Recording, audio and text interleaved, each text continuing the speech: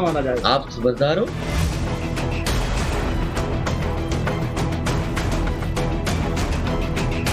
मुझे लगता है कि एक दिन ऐसा भी आएगा जब खुद अखिलेश यादव ही वो पार्टी छोड़ देंगे। आजमगढ़ से भी प्रत्याशी जल्दी घोषित हो जाएगा। यूपी में राम लहर के बीच इस बार समाजवादी पार्टी के लिए सबसे बड़ी परीक्षा सामने खड़ी है, जिसे अव्वल नंबरों से पास करने के लिए समीकरण साधे जा रहे हैं। अखिलेश मिशन मोड में जुटे हैं।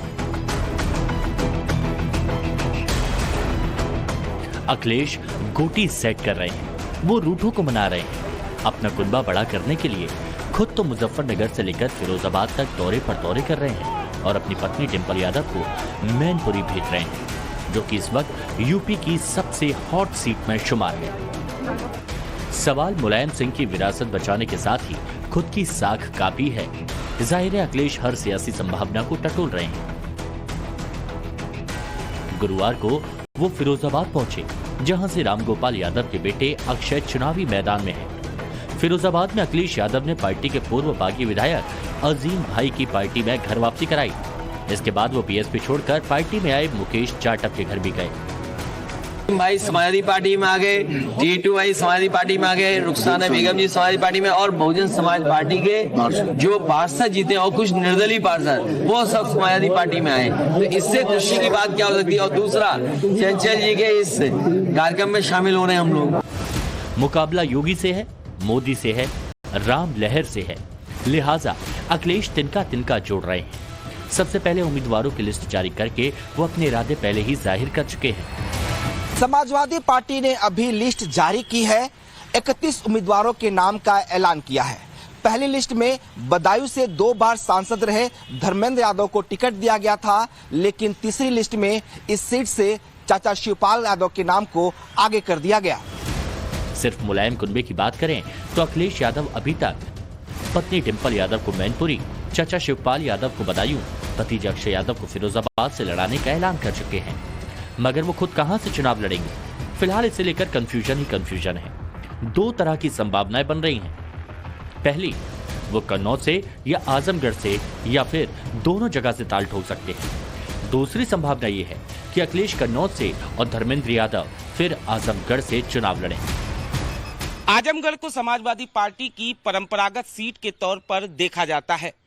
यहां से अखिलेश यादव साल 2019 में चुनाव जीते थे, लेकिन साल 2022 में यूपी के करहल से विधानसभा चुनाव जीतने के बाद उन्होंने आजमगढ़ सीट से इस्तीफा दे दिया था, जिसके बाद हुए उपचुनाव में ये सीट समाजवादी पार्टी के खातों से चली गई।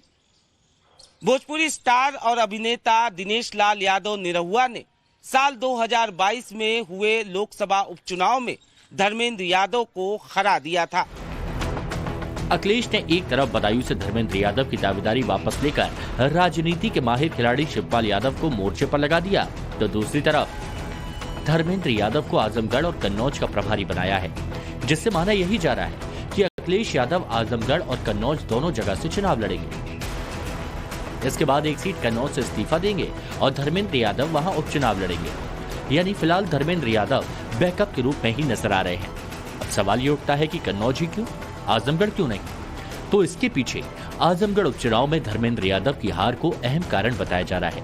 हालांकि बीजेपी के मौजूदा सांसद निरहुआ इस बार अखिलेश को आजमगढ़ से दम दिखाने का ओपन चैलेंज दे रहे हैं।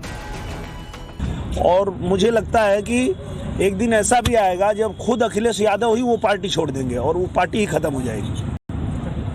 मुझे तो ये दिख रहा है, सामने यही दिख रहा है कि आने वाले दिन में अखिलेश यादव जी को भी ये बात समझ में आएगी कि ये गलत पार्टी है, इसका जो विचारधारा ही गलत है। वो अपने आप भी उस पार्टी को समाप्तवादी बना के खत्म करके और बंद कर देंगे। अभी पार्टी का जो आदेश तो उसका तो पालन होना ही है और धर्मेंद्र भी चुनाव लड़ेंगे और राष्ट्रीय अध्यक्ष जी ने बोल ही दिया है कि वो भी चुनाव लड़ेंगे। अब उनका बहुत जल्दी तय हो जाएगा। सवाल यही है कि आजमगढ़ का चुनाव क्या अखिलेश के लिए इतना आसान रहने वाला है, वो भी तब जब बीजेपी एसपी के इस मजबूत किले को भेदने के लिए यादव फैक्टर पर फोकस कर रही है। अखिलेश यादव के लिए आजमगढ़ सीट की क्या अहमियत है, इसे इसी बात से समझिए कि 2019 में बीजेपी की प्रचंड लहर में भी यहां पर समाजवादी पार्टी का झंडा बुलंद रहा। 2022 में हुए विधानसभा चुनाव में भी समाजवादी पार्टी के सभी 10 प्रत्याशियों ने यहां जीत दर्ज की। अखिलेश यादव के इस्तीफे के बाद खाली हुई सीट पर बीजेपी ने यादव फैक्टर का दांव चला। भोजपुरी सिने स्टार दिनेश लाल यादव उर्फ निरहुआ को मैदान में उतारा और बीजेपी का ये दांव सटीक बैठ गया। बीजेपी इस बार फिर अखिलेश यादव के गढ़ में कमल खिलाने की योजना बना रही है। आजमगढ़ के आसपास सीटों पर भी बीजेपी की नजर है।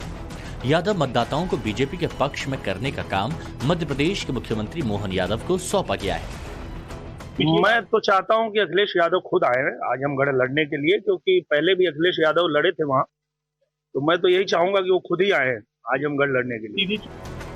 बीजेपी की तरफ से सीट पर सबसे प्रबल उम्मीदवार दिनेश लाल यादव बताए जा रहे हैं। वैसे आजमगढ़ लोकसभा सीट का सियासी समीकरण काफी रोचक है। करीब 19 लाख वोटर्स वाले इस क्षेत्र में 3.5 लाख से अधिक यादव, 3 लाख से ज्यादा मुस्लिम और करीब 3 लाख दलित हैं। 2022 में हुए उपचुनाव में एसपी को मुस्लिम वोटर्स के बिखराव का नुकसान हुआ था, जब बीएसपी ने गुड्डू जमाली को मैदान में उतारा था। 2022 में हुए उपचुनाव में यहां धर्मेंद्र यादव को 3,04,000 वोट मिले थे। बीजेपी के निरहुआ को 3,12,000 वोट मिले थे, जबकि बीएसपी के गुड्डू जमाली को 2,66,000 वोट मिले थे। यानी निरहुआ सिर्फ 8,000 वोटों के अंतर से जीते थे, जिसका बड़ा कारण था मुस्लिम वोटों का बंटना। 2019 में अखिलेश यादव का मायावती के साथ गठबंधन था, तब अखिलेश यादव को करीब 6 लाख वोट मिले थे।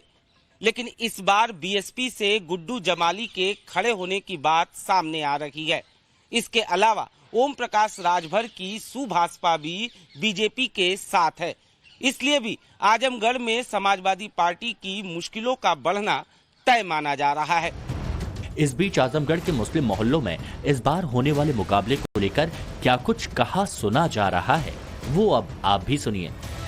तो हम लोग की हार्दिक इच्छा ये है कि अखिलेश यादव जी यहाँ से चुनाव लड़े, क्योंकि आजमगढ़ में जो भी विकास के कार्य हुए हैं वो समाजवादी सरकार में नेताजी मुलायम सिंह यादव और अखिलेश यादव की सरकार में हुए हैं। तो हमारी हार्दिक इच्छा है कि अखिलेश यादव जी ही यहाँ से प्रत्याशी हों, और या फिर वो जिसको भी भेजें, चाहे धर्मेंद्र यादव हो चाहे शिवपाल यादव हो, उनका स्वागत है। आजमगढ़ उनको जो है इस आम चुनाव में जिता करके भेजेगी आजमगढ़। किसे चाहते हैं प्रत्याशी के तौर पर? समाजवादी पार्टी जिसको भी प्रत्याशी बनाएगी हम लोग उसके साथ। अच्छा जी, आप क्या? मुंशी सैयद मोहम्मद इस्लाम। तो किसे चाहते हैं प्रत्याशी के तौर पर? जिसको सब लोग चुन रहे हैं, मैं भी उनके समर्थन में हूँ। जैसे सफाई परिवार से प्रत्याशी होना चाहिए? हाँ, होना चाहिए, लेकिन लोकल प्रत्याशी हो तो और अच्छी बात है। अखिलेश आवा या धर्मेंद्र आवा, दो में से कोई भी।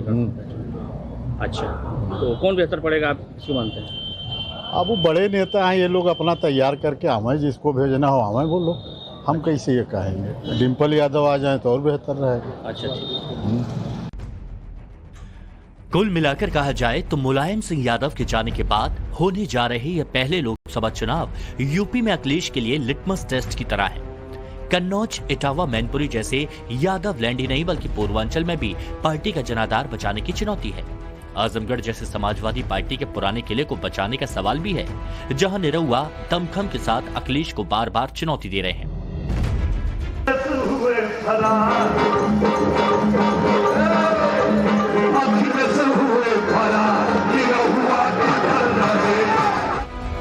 वैसे जिस तरह अखिलेश बदायूं से लेकर कन्नौज तक और फिरोजाबाद से लेकर मैनपुरी तक मोर्चाबंदी कर रहे हैं, उसे देखकर कहीं न कहीं ये भी सवाल उठ रहा है, क्या अखिलेश को ऐसा लग रहा है कि वो पूर्वांचल में घेर लिए जाएंगे? पीडीए का नारा देने वाले अखिलेश के लिए मुस्लिम वोटर्स ही सहारा हैं, क्योंकि यादव वोटर्स पर भी राम मंदिर का काफी इम्पैक्ट पड़ा है। आइए आपको उस यादव लैंड के मैनपुरी ले चलते हैं, जहां से डिम्पल यादव सांसद हैं। यादव जो हैं वो कमरिया और घोसी 2 गोत्र से आते हैं।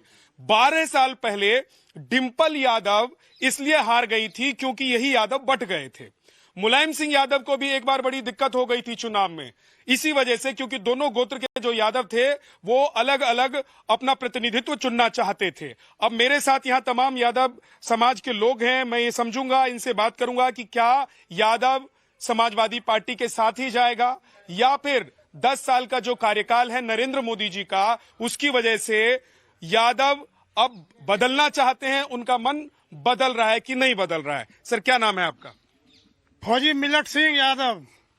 ये बताइए कि आप लोग डिंपल यादव के साथ ही जाएंगे, अखिलेश यादव के साथ ही जाएंगे, या 10 साल मोदी जी का जो काम है उसकी वजह से आप लोगों का मन थोड़ा बदल रहा है, आप लोग कुछ नया सोच रहे हैं?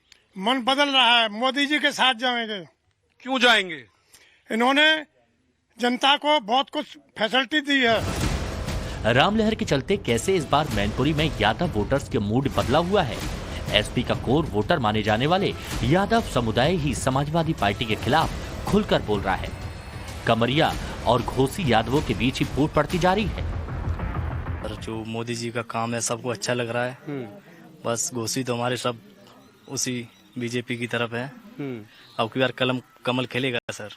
कमल खिलेगा? बिल्कुल सर। और साइकिल नहीं चलेगी? साइकिल नहीं चलेगी सर। डिंपल दीदी साइकिल पर आएंगी बैठकर, तब भी नहीं चलेगी डिंपल भाभी? वो बिल्कुल नहीं चलेगी। हा? नहीं चलेगी। क्यों, नाराजगी क्या है आप लोगों की? थोड़ा मैं ये समझना चाहता हूँ। सर वही है, यहाँ पे अगर कोई जाता है घोसी कवरिया का बस यही मुद्दा रखते हैं, कौन है घोसी है कवरिया है, कवरिया को बढ़ाया जा रहा है। बिल्कुल हुआ है, कभी यहाँ घोसियों को कभी बढ़ावा ही नहीं दिया, कभी मैनपुरी जिला में कभी घोसी के यादव को नेता बनाया ही नहीं गया कभी भी। तो कौन से यादव फिर ये जो वोट देकर चुनते हैं, 96 से लेकर अब तक समाजवादी पार्टी जीतती रही है, तो कौन से यादव हैं जो उनको चुन रहे हैं? अब की यादव यहाँ पूर्व यादव लोगों ने, घोसी यादव लोगों ने यहाँ मन बना लिया है कि सब लोग बीजेपी के साथ हैं, तन मन धन से साथ हैं। अब की योगी इस बार यूपी में 80/80 सीटों का टारगेट लेकर चल रहे हैं। जाहिर है यादव लैंड से उठ रही ये आवाजें निश्चित तौर पर उन्हें खुश करेंगी, लेकिन चुनौती अखिलेश के साथ ही डिंपल यादव के सामने भी है। डिंपल यादव को साबित करना है कि दिसंबर 2022 में मैनपुरी उपचुनाव में उनकी जीत महज तुक्का भर नहीं थी। उन्हें साबित करना है कि मुलायम सिंह यादव के निधन के बाद उपजी सहानुभूति लहर ही नहीं, बल्कि उनकी जीत के पीछे पार्टी के जनाधार के साथ उनकी लोकप्रियता भी वजह है। यही वजह है कि डिंपल अभी से अपने चुनाव क्षेत्र में कैंप कर रही है। पूरे भारत का किसान हमारा आज परेशान है, और जो राष्ट्रवाद की बात करते हैं, असली राष्ट्रवाद किसान और हमारा जवान है, और इन दोनों स्तंभों को इस सरकार ने बुरी तरह से हिलाने का काम किया। जयंत के गठबंधन छोड़कर जाने के बाद अखिलेश के लिए राहत की खबर यह है कि कांग्रेस के साथ उनका गठबंधन हो गया है। बताया जा रहा है कि राहुल से रूठे अखिलेश को मनाने के लिए प्रियंका को मध्यस्थता करनी पड़ी। अब 17 सीटों पर जब बात बन गई है, तो 7 साल बाद अखिलेश रविवार को एक बार फिर राहुल गांधी के साथ आगरा में खुली जीप में नजर आने वाले हैं। अंत भला तो सब भला, क्या समझे? तो क्या माना जाएगा? आप समझदार हो? गठबंधन होगा या सीट शेयरिंग को लेकर होगा? विवाद छिड़ा हुआ है।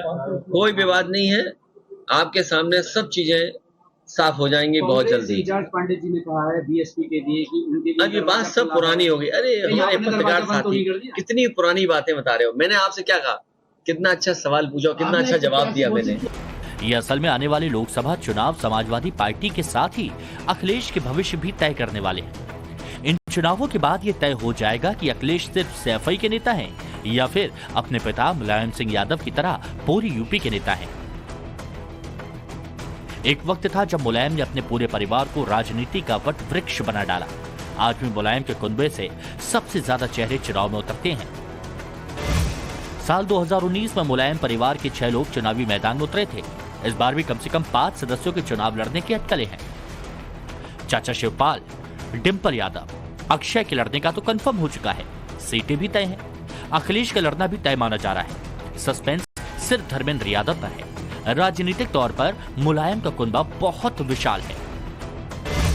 मुलायम सिंह यादव के भाई हैं अभय राम, शिवपाल यादव, रतन सिंह और राजपाल। मुलायम के लड़के अखिलेश और उनकी पत्नी डिंपल यादव हैं। मुलायम की दूसरी बेटे प्रतीक हैं, जो राजनीति में दिलचस्पी नहीं रखते। उनकी पत्नी अपर्णा है, जो इस वक्त बीजेपी में है। मुलायम के भाई अभय राम राजनीति में नहीं है। उनके बेटे धर्मेंद्र यादव हैं, जो 2 बार बदायूं से एमपी रह चुके हैं। मुलायम के सबसे छोटे भाई शिवपाल सिंह यादव हैं, जिनका बेटा आदित्य राजनीति में है, यूपी कोऑपरेटिव बैंक का चेयरमैन रह चुका है।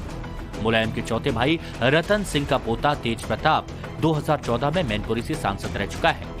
मुलायम के चचेरे भाई रामगोपाल यादव हैं, जो राज्यसभा सांसद हैं। रामगोपाल का बेटा अक्षय फिरोजाबाद से एमपी रह चुका है।